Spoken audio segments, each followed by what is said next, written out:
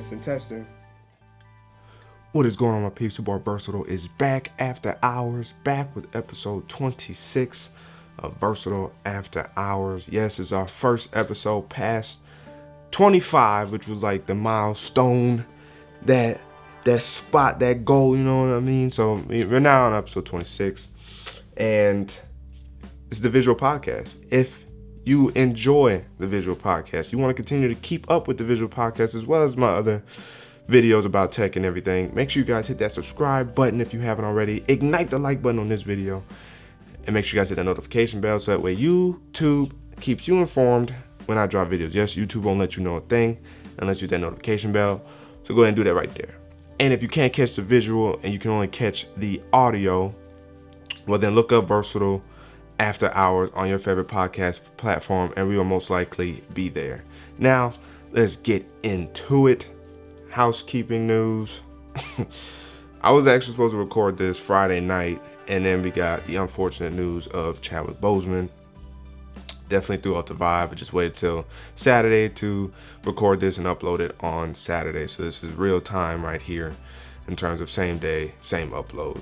Yes, it was definitely unfortunate that we lost Chadwick Boseman. We know a lot of us know him from his iconic movies such as James Brown, Jackie Robinson, Thurgood Marshall, most notably, of course, Wakanda Forever, Black Panther, and what a great actor, but then a great person outside of Hollywood. He was very philanthropic. Oh, I can't even say the word right.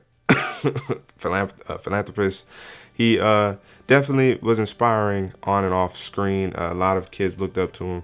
So, it was unfortunate to hear that he passed, and what a great unit he has around him to keep the news tightly knit in terms of him having colon cancer and him battling through stage 3 and stage 4 these last 4 years. And this was like the peak of his career, and a lot of the movies he gave us was action-packed, and he was still able to fulfill and do that. And maybe that's what really kept him pushing as well. So definitely condolences to the family, and thank you to his family as well for sharing them with us, especially during this time in his life. I know that had to have been kind of hard for them. So again, thank you to them, and we hope that things progressively get better for them in time. For me, that's why I enjoy teaching or trying to help people appreciate what's in the Bible, because the Bible does have an encouraging message about a resurrection hope.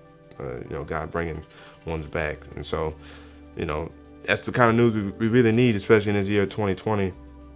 With so much happening, so much going on, whether it's the pandemic or just untimely deaths of a lot of people, there is a hope for ones to live again. So I try to do my part in, reaching out to the communities that I'm a part of and, relay that message. So I thought I'd take care of that first. That way we can have more enjoyable news, to think about over the weekend. And that is with the Galaxy Z Flip. Yes, I love the boxing. I love the packaging for this. Samsung did it with this Z Flip. If you have not experienced a foldable device, I don't know what to tell you. I'm still kind of speechless as to how I want to actually convey this message as to how nice this phone is.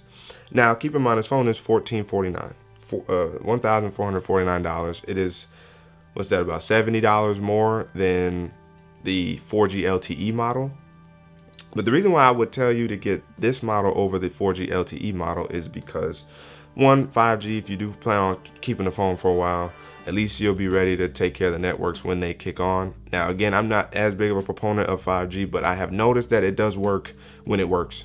So it works over a long period of time, which is actually pretty nice. T-Mobile really has been building out their 5G network. The thing between this phone and my comparison coming up between the S20 is the S20 just supports, I believe it's sub 6 or the 600 megahertz band, my bad. This supports sub 6, and unless in sub 6 is the 600 megahertz. I'm getting slightly confused. The only band or the only 5G technology that this does not support is millimeter wave. Now, I believe the S20 Plus and the S20 Ultra, as well as I believe the Note 20 and Note 20 Ultra support the millimeter wave, but this one does not support millimeter wave. So it supports a 2.5 gigahertz standalone 5G network T-Mobile is building out, and sub-6 or the 600 megahertz band of 5G. So in terms of connectivity, you'll be well prepared and somewhat future-proofed if you get the 5G model. But then also the hardware, to me, I think is probably better built than the 4G LTE model. In terms of the colors, the 4G LTE model of the Z Flip came in like glossy colors, black, purple, and I think there was one more other one. But one of the things Mr. Mobile, Michael Fisher, pointed out was like the screen had got scratched really quick on the 4G LTE model, whereas with the 5G model, the screen has like this frosty finish on top of it, which is coated on the entire top of the screen. Oops, sorry, camera. So you really won't actually get scratches on the cover screen like that. And I like this feel because, as you guys can see, it really does do a good job of masking or hiding or not even keeping fingerprints on the back or the front. Now, of course, you got the platinum, aluminum finish. I think it's aluminum anyway, in terms of like the Samsung branding here and along the edges, framing of the phone. But that's one of the biggest differences, is that and improvements between this and the 4G LTE is the build quality. It'll last for a while. And that's one of the things I think I've admired most about this. I just kind of like touching the phone, and because it fits in the palm of my hand so easily now, it's a 6.7 inch full HD plus screen, meaning you're gonna get very good quality in terms of your display on the inside. I should clean the screen off, but as soon as you touch it, that's one of the things we're gonna get into. Well, I guess we can't really talking about it now. Samsung pre-installs a polymer screen protector on top of it to protect the screen underneath it. Now, it's optional with the 4G LTE. You'd have to go get it, put it on from a U-Break iFix shop or a Samsung spot, or you send it into Samsung. Maybe I would have elected not to have it on there, but since it protects the screen and you don't want no issues with the screen, then getting this is, or in this case with the 5G model, keeping it, you want to keep. One of the things I actually appreciate about this as well with the display is if you hold the screen, it'll actually play out the live screen wallpaper. Now, back to the polymer, I digress. One of the things I kind of don't like about the polymer is the fingerprints. Like, it's really smudgy. Now, to me, the feel of it feels fine. I don't really notice too much of a difference between a regular glass screen and a screen protector, but I think unless it's like a glass dome screen protector, most people can kind of tell a difference in, touching the screen when you do have a screen protector on your display as opposed to just touching the straight display. My S20, I didn't put none of that on here, so it's clean. And so with this, it was a little bit of getting used to, but once you get used to it, you get used to it. Yes, you do have this slight crease in here that you guys might see. But it's only at angles that you really see it, because when you're looking at it straight on, looking at it straight on, you can kind of see it. But when you have the screen on, you can't see it like that. And then plus I got a wallpaper that kind of matches the aesthetic of the phone. But in terms of the screen, I've had no issues with the display. I like it. Now, you only get 60 hertz with it. That's one of the things that I wish that they would have improved upon with the 5G model, if not most likely next year. The difference in 60 hertz is interesting. That will be in my upcoming comparison video. There's a difference between 60 hertz on here and 60 hertz on here, and it's pretty interesting how Samsung played it tricky, but in a way I can kind of understand for the S20. But that's why 60 hertz on a normal phone isn't that bad when it's well optimized, and on here you really don't notice too much of it. Now, nonetheless, having 120 hertz or 90 hertz even, you really do notice an improvement in fluidity and smoothness when it comes to scrolling, when it comes to just playing on the phone. But I haven't necessarily missed it. Yes, I like looking at the screen because the slight curved edges, even though it's nowhere near as curved as it used to be, also helps with the 120 hertz really feel fluid and different. But it's not like I necessarily miss it with this phone. But for $1449, I would hope that they would have at least thought about putting 90 hertz in here. And it's interesting, Samsung hasn't even offered 90 hertz. So maybe next year. I mean, the Z Fold 2 is supposed to have 120 hertz, so they've been able to get it to work with foldable technology. So I would imagine with the Z Flip 2, Although we haven't really heard anything about a Z Flip 2 yet, I would imagine with the Z Flip 2, there will be 120 hertz for the display. Now back to the outside real quick. That's the other thing I think that would work, because the difference between the Fold and Z Fold 2 and the Z Flip is you can still get work done on the outside of the phone. You don't have to unfold the device, or in this case flip the phone open to actually access information. Now the cover screen does have some stuff you can actually look at. Like if I tap it, it'll scroll, let me know who likes some on Twitter or whatever. But one of the things that it does is it times out before you can even finish reading. And that's one of the things I would hope that they could address with a software update, is it recognizing when it's scrolled through an entire text before timing out, or you could time it out by like double tapping on it or something like that. The other thing is it does not display your connectivity. So it displays your battery percentage, the date and the time, but does not let you know what your connectivity looks like. Minor gripe, I'm not as concerned about it because I know I most likely am not checking to see if I'm getting any messages. I'm just checking for the time. So for me, seeing my network connectivity is not as big of a deal on here. That being said, we need a bigger display, much like the Motorola Razr. And again, I think with the Z Flip 2, we will get that on the next iteration. Much like the Z Fold 2 increased the full screen on the outside of the Z Fold 2, I think we will get a much larger cover screen here where you can still relatively play around on the phone, or at least read text messages, this and the third, maybe even type up text messages or whatever, or emails or whatever. You can actually utilize this space a lot more and still keep this frosted finish on top of it. I think that would really work for the Z Flip, because this frosted feel, it's almost like there's nothing there. That's how nice it feels. And that's why I have elected not to put a skin on it. And that's why, even though I got this case video I'm gonna be doing for you guys soon with Rinky, shout out to Rinky, they've been supporting the channel since early last year, and I appreciate you guys. That's why I may not keep the case on here long term either, is because it's the way it's formed, or like the way they've designed the phone. I don't want to have to like interfere with being able to swipe and this kind of stuff. Like I get nitpicky like that, and much like that's probably why I like loose cases a lot too, because they're really thin. But even with loose cases, I'm not gonna put it on here because it's not flush with this area to where like I just go whoop whoop whoop, you know. So unfortunately for me, I'm just gonna rock this phone as is. But I always rock my stuff like that. Like with my S20, I don't have cases on it, as you guys see, no screen protectors. Now skin is different. I wouldn't mind putting a skin on it, because the way this phone does fingerprints on the S20 is weird. Like it smudges, like it's ugh. So I'm constantly like trying to clean that off. But with this phone, no fingerprints. It's better built and it's smaller, so it doesn't slide out the pocket like my S20 or any other larger phone does. It slides right out my pocket as soon as I get in the car. This does not slide out of my pocket. Plus, I have better grip on this because I can wrap my doggone whole hand around it. And then, in terms of the camera, it's kind of in a unique spot that, I mean, thankfully it's not up here because your fingers would constantly rub on it.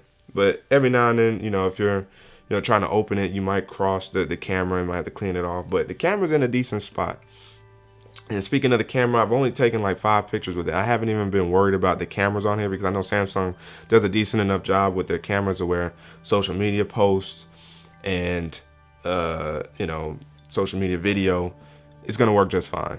Professionally, not as much, but you know, if you hang out with your friends or you want to post some decent pictures of posing up and whatnot for Instagram, even YouTube, you know, Twitter, your stories, Snapchat, if those still use Snapchat out there, TikTok, it'll work just fine for that.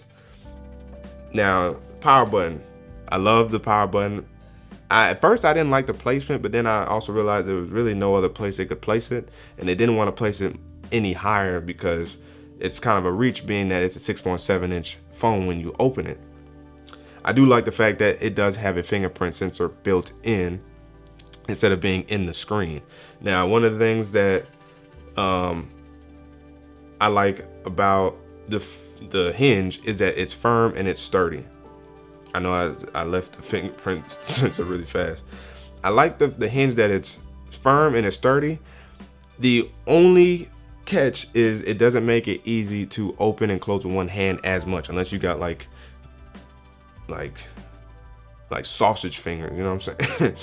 Like opening it, like you gotta whip it to really open it, but the hinge is very strong, sturdy, and you're confident that it repeatedly will stop the phone from flipping open too, far because of how it's designed. Like as you guys can see, the hinge literally stops it, so it's not going any further back. And as you guys see, I open and close with two hands right now, and if you guys can hear,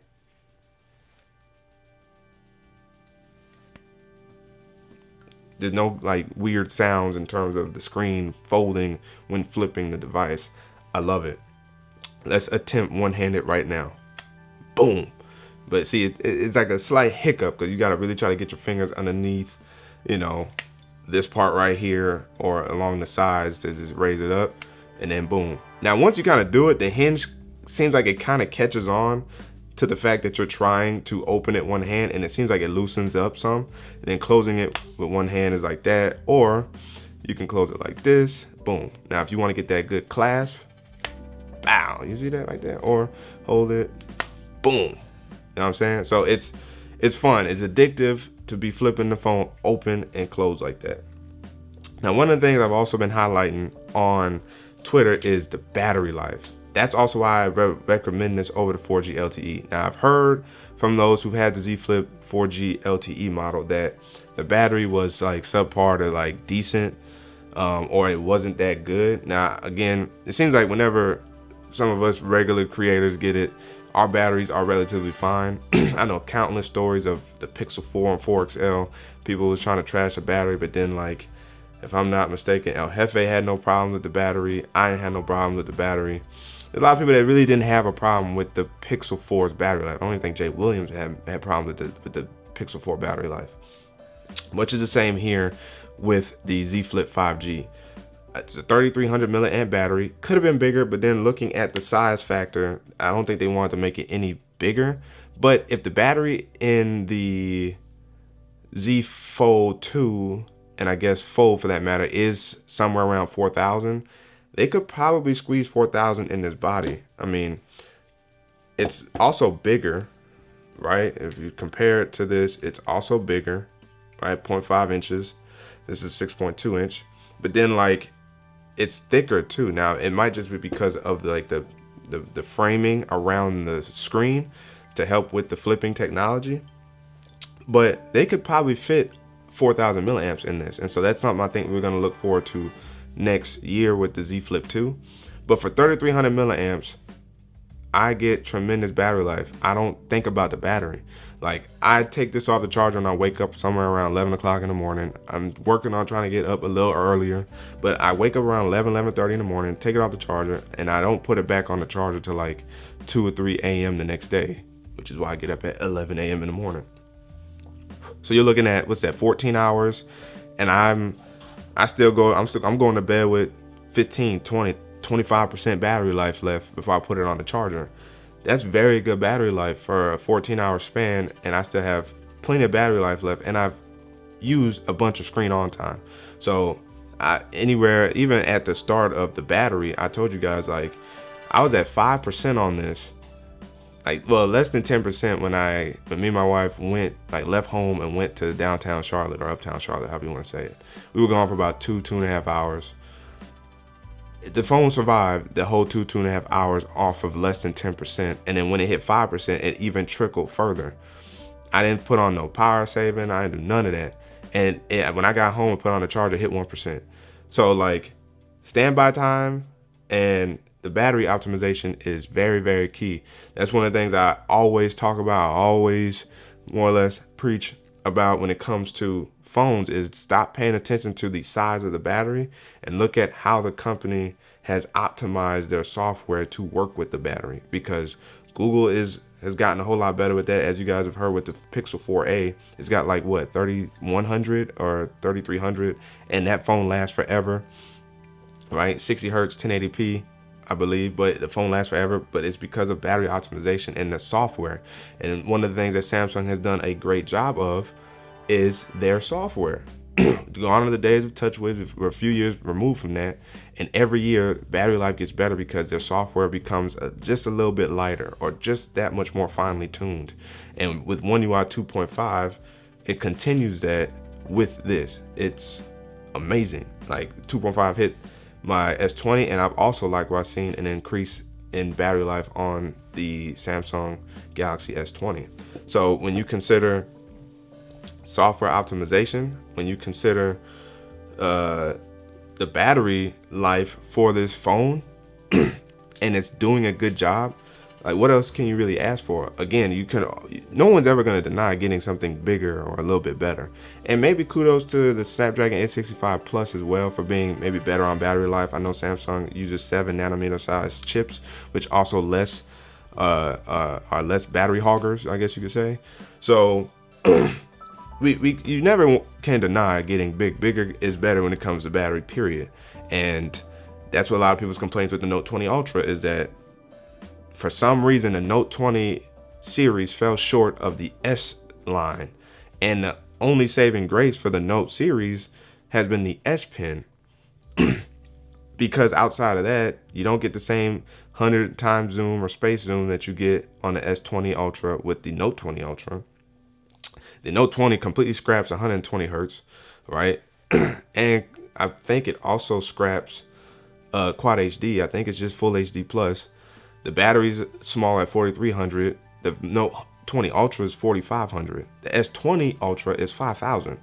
So like, how does the Note, which is supposed to be the bread and butter, fall short of the S line? The Note 20 line was supposed to be the premier line, but as I've been telling y'all, the Note 20 line, or the Note line, is gone. Like it's finished. Like it has concluded with the Note 20 series, and the foldables are going to be taking over that. Yes, this might come out at the same time as the S series as we saw this year in 2020, but I think going forward the Note line will be replaced with the Z Fold line and other foldable that they're going to be coming out with, because that's now the bread and butter. That's the new premier way to showcase new tech, and is through foldables.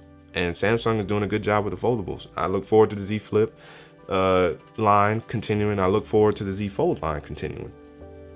So in terms of battery life overall, solid, great. And we look forward to a bigger screen on the outside, a higher refresh rate, and possibly Quad HD on the inside, as well as being able to use Quad HD along with the higher refresh rate. And we look forward to a bigger battery.